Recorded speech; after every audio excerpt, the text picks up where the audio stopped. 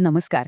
महाराष्ट्र सरकारने नुकताच एक असा निर्णय घेतलाय ज्यामुळे राज्यातल्या अनेक मुलींना आता आयुष्यभरासाठी एक आर्थिक सुरक्षा मिळणार आहे. चला तर मग पेन्शनच्या नियमांमधला हा महत्वाचा बदल नेमका आहे तरी काय ते समजून घेऊया. विचार करा, सरकारी पेन्शन खरंच एका मुलीला आयुष्यभर आर्थिक आधार देऊ शकते का? हा प्रश्न तसा खूप महत्वाचा आहे, नाही का? आणि याचं उत्तर आहे हो. महाराष्ट्रामध्ये आता हे शक्य झालंय.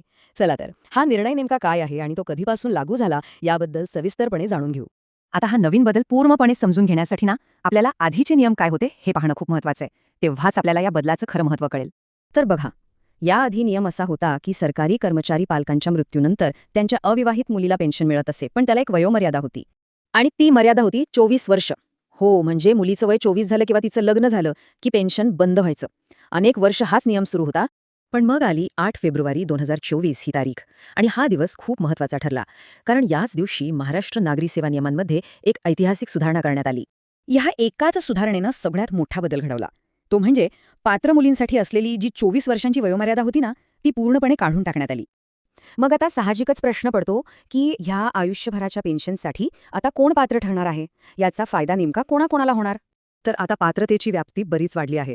आता फक्त 24 वर्षांवरील अविवाहित मुलीच नाही, तर काही विशिष्ट अटींवर विधवा आणि घटस्फोटित मुलींनाही आयुष्यभरासाठी हे कुटुंब निवृत्तीवेतन मिळू शकणार आहे. अर्थात प्रत्येक योजनेसारखं इथेही काही महत्त्वाच्या अटी आहेतच. चला त्यासुद्धा समजून घेऊया, म्हणजे सगळं चित्र आणखी स्पष्ट होईल. यातली सगळ्यात पहिली आणि मूलभूत अट आहे अवलंबित्व. याचा सरळ अर्थ असा की पेन्शनसाठी पात्र असणारी मुलगी तिच्या पालकांच्या हयातीत त्यांच्यावर आर्थिकदृष्ट्या अवलंबून असायला हवी आणि तिचं स्वतःचं असं कोणतंही उत्पन्नाचं साधन नसावं.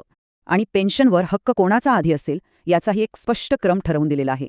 म्हणजे बघा, जर पती, पत्नी किंवा लहान मुलं असे प्राथमिक वारस नसतील तर पेन्शन मुलींना त्यांच्या वयाच्या क्रमाने मिळतं.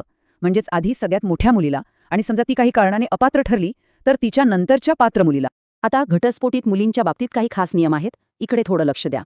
जर घटस्फोटाची प्रक्रिया पालकांच्या हयातीत सुरू झाली असेल पण घटस्फोटाचा निर्णय त्यांच्या मृत्यूनंतर लागला असेल तर निकालाच्या तारखेपासून पेन्शन सुरू होऊ शकतं. पण जर घटस्फोटाचा दावाच पालकांच्या मृत्यूनंतर केला असेल तर मात्र या नियमाचा लाभ मिळणार नाही. तर मग ह्या सगळ्याचा जमिनीवर काय परिणाम होणार आहे? या नियमामुळे गरजू मुलींच्या आयुष्यात खरंच काय बदल घडणार आहे? याचं सार एका वाक्यात सांगायचं झालं तर हा बदल गरजू व्यक्तींना आयुष्यभराचा आधार देतो. हे फक्त एक सरकारी वाक्य नाहीये, तर हे खूप मोठं आश्वासन आहे. सोप्या शब्दांत सांगायचं झालं तर ज्या महिलांकडे आर्थिक आधाराचं दुसरं कोणतंही साधन नाही त्यांच्यासाठी हा नियम म्हणजे एक भक्कम सामाजिक सुरक्षा कवच म्हणून काम करणार आहे. आणि हा निर्णय आपल्याला एका मोठ्या प्रश्नावर विचार करायला नक्कीच भाग पाडतो की आजच्या या बदलत्या जगात, म्हणजे 21व्या शतकात, सामाजिक सुरक्षेची संकल्पना नक्की कशी असली पाहिजे यावर विचार करायला नक्कीच हरकत नाही.